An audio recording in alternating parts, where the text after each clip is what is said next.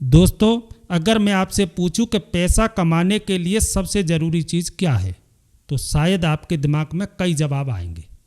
अच्छी नौकरी, business, investing, stock market, saving या फिर ज़्यादा इनकम। लेकिन एक सवाल थोड़ा अलग है। अगर किसी इंसान को पता है उसे पैसा बचाना चाहिए, फिर भी वो पैसा बचा नहीं पाता। उसे पता है कि मार्केट में गिरावट आती है, फिर भी गिरावट में डर कर बेच देता है। उसे पता है कि लॉन्ग टर्म इन्वेस्टिंग ज़्यादा पावरफुल हो सकती है, फिर भी वो हर कुछ दिन में अपने पोर्टफोलियो को चेक करता रहता है। उसे पता है कि ज़्यादा खर्च करना सही नहीं है, फिर भी इनकम बढ़ते ही लाइफ स्टाइल बढ़ जाती है। तो फिर समस्या क्या है? क्या उसे फाइनेंशियल नॉलेज नहीं है या फिर समस्या कहीं और है?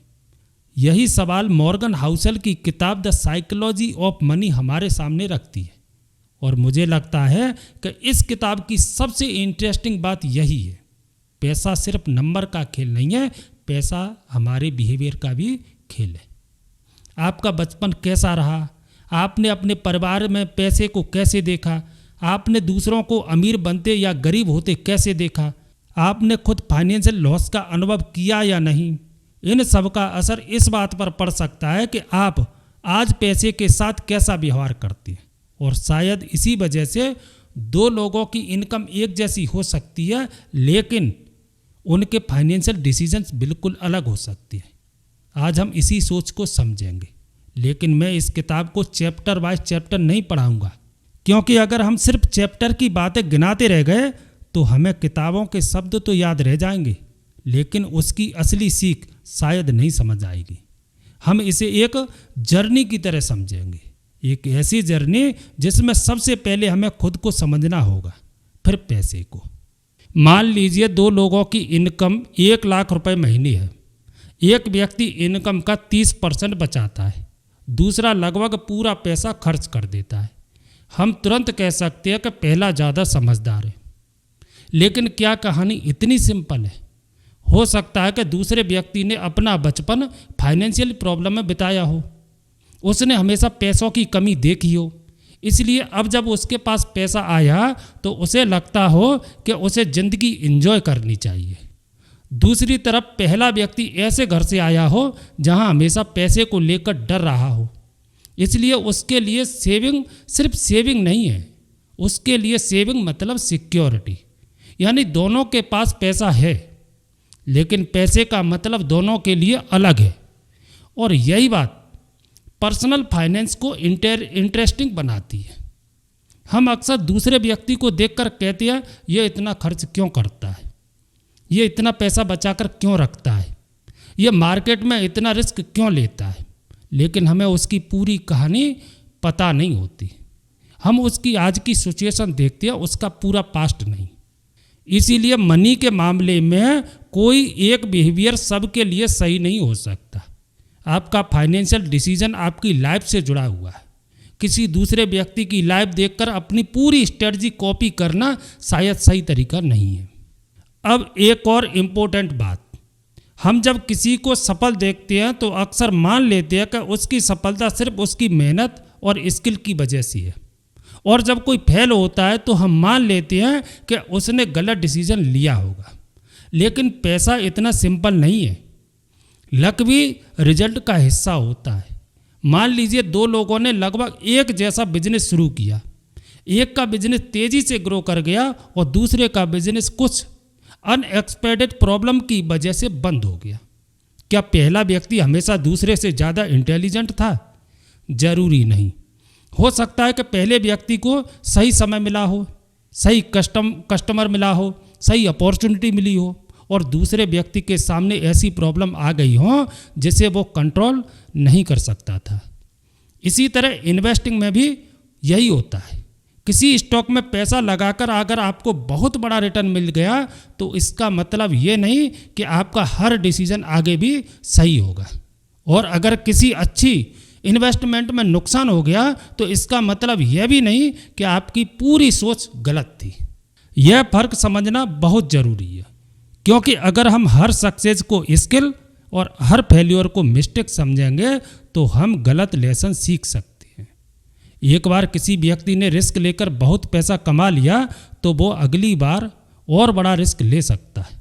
उसे लग सकता है कि मैं मार्केट को समझ गया हूँ, लेकिन असल में शायद उसे सिर्फ लक मिला था। इसलिए किसी भी फाइनेंशियल डिसीजन को सिर्फ उसके रिजल्ट से जज मत कीजिए, यह भी देखिए कि डिसीजन लेने का तरीका कैसा था। दोस्तों, असली प्रॉब्लम कई बार पैसा कमाना नहीं, इनफ समझना होता है। अब एक सवाल, आपको कितना पैसा चाहिए? शायद आपके पास इसका कोई एग्जैक्ट आंसर नहीं होगा, क्योंकि अगर आज की आपकी इनकम 50,000 है तो आपको 1 लाख चाहिए, 1 लाख हो जाए तो 2 लाख चाहिए, फिर 5 लाख, फिर 10 लाख, और ये रेस कभी खत्म नहीं होगी। यही एक बहुत बड़ी प्रॉब्लम आती है। अगर आपको पता ही नहीं है कि इनफ क्या है तो आपके पास कितना भी पैसा हो आपको कम लग सकता है। आज सोशल मीडिया ने कंपैरिजन को और आसान बना दिया है।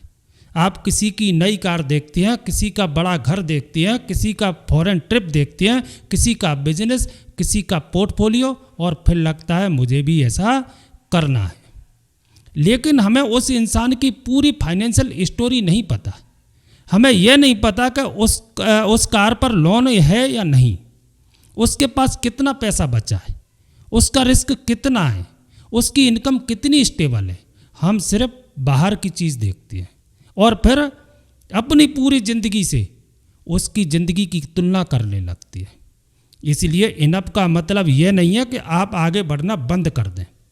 इसका मतलब है आपको यह पता होना चाहिए कि किस पॉइंट पर ज़्यादा कमाने के लिए ज़्यादा रिस्क लेना आपके लिए ज़रूरी नहीं है।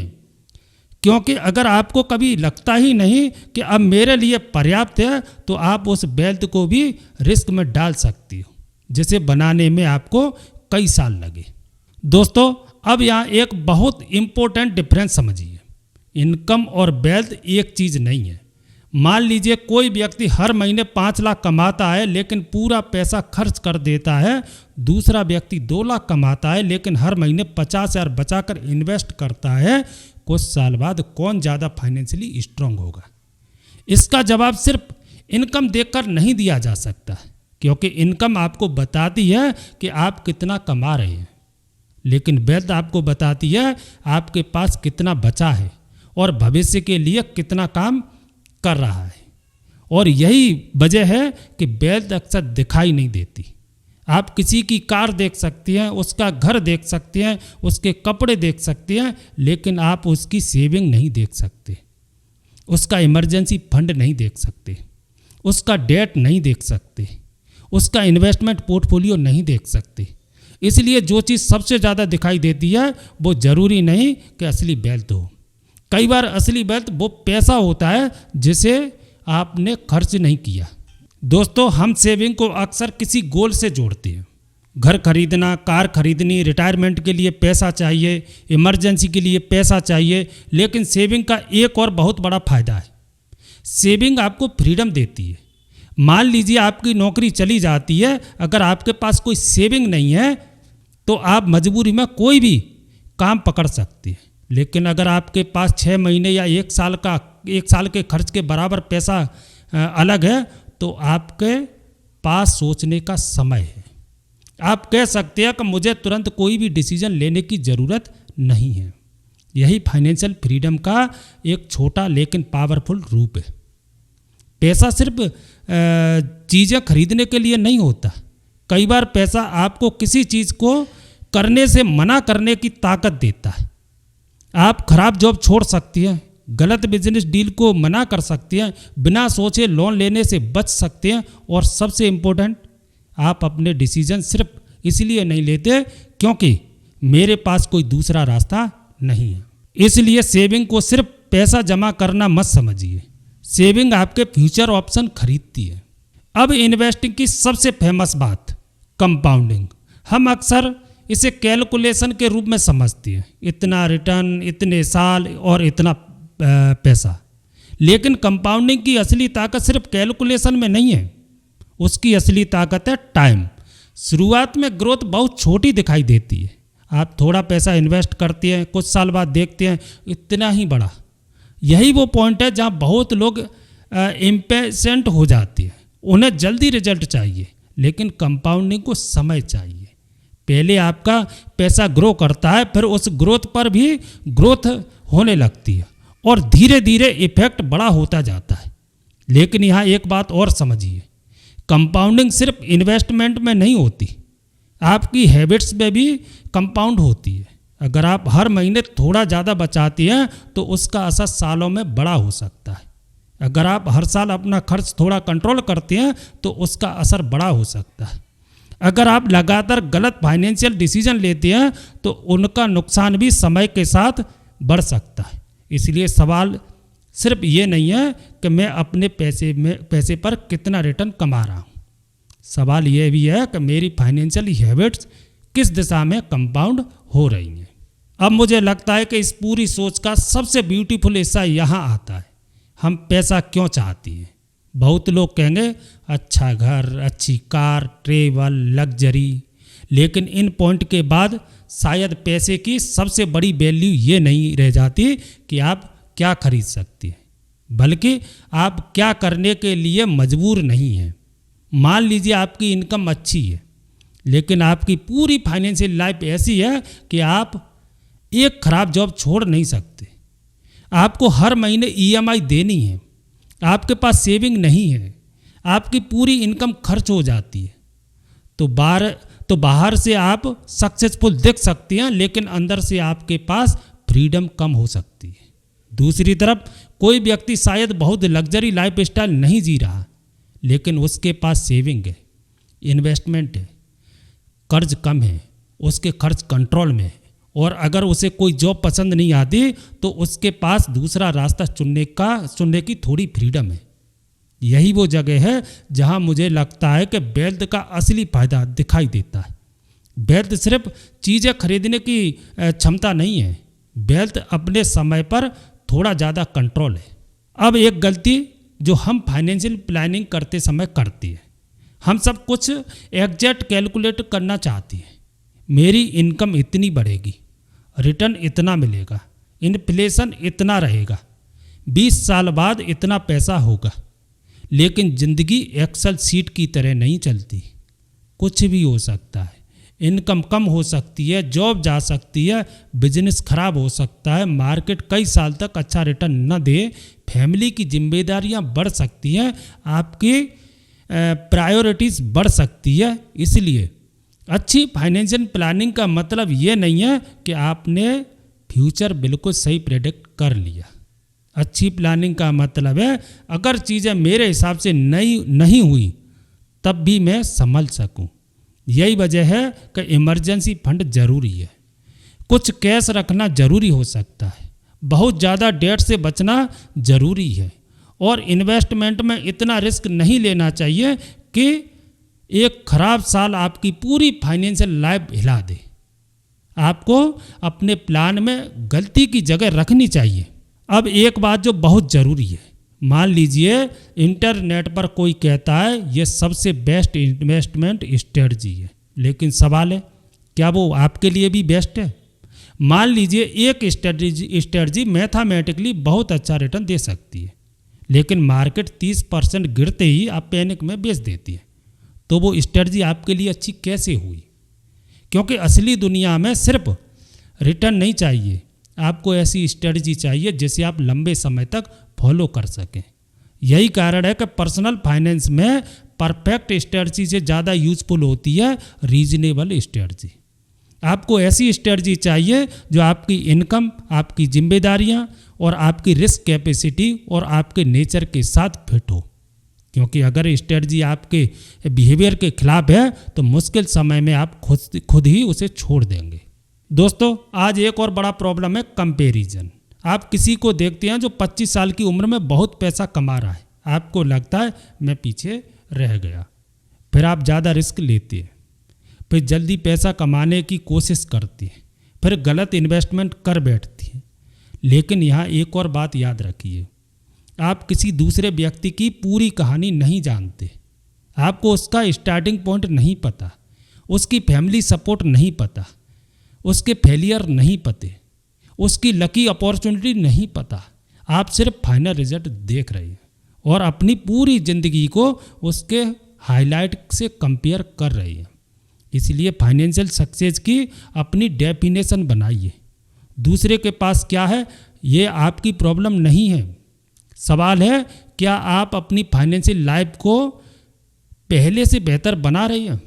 अगर आपकी सेविंग बढ़ रही है, डेट कम हो रहा है, इन्वेस्टमेंट बढ़ रहा है और फाइनेंशियल स्ट्रेस कम हो रहा है तो आप सही डायरेक्शन में हैं। भले ही सोशल मीडिया पर कोई दूसरा व्यक्ति आपसे बहुत आगे दिखाई दे।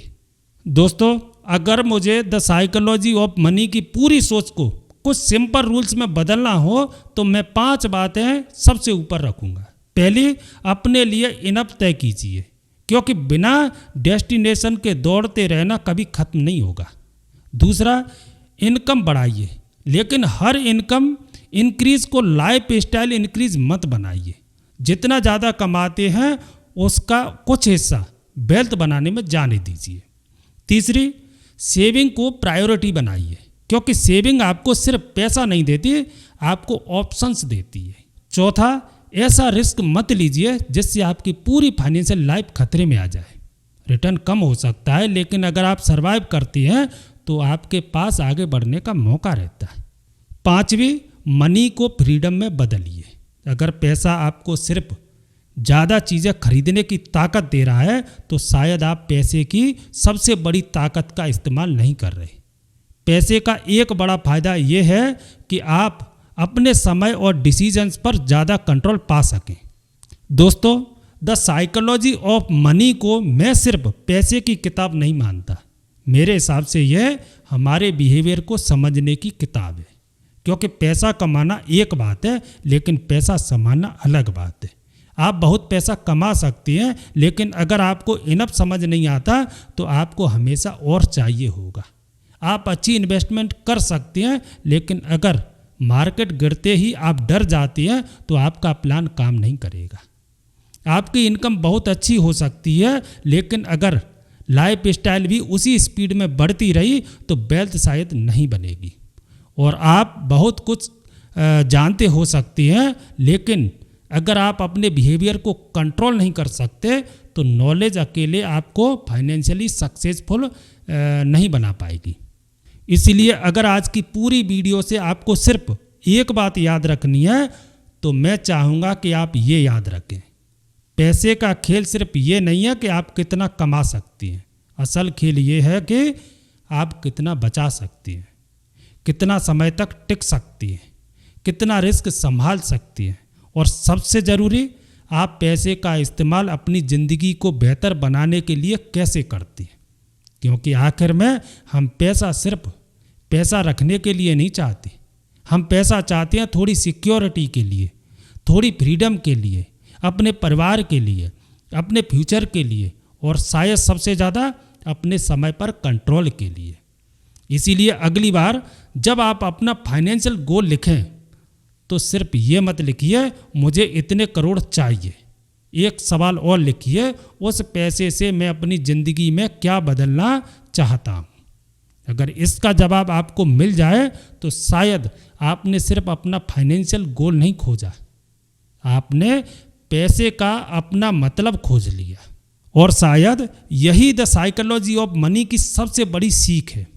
पैसा आपके लिए कितना काम करता है ये सिर्फ रिटर्न तय नहीं करता, आप पैसे के साथ कैसा व्यवहार करती है वो भी तय करता है। तो आज के वीडियो में बस इतना ही, मिलते हैं अगले वीडियो में, तब तक के लिए जय हिंद।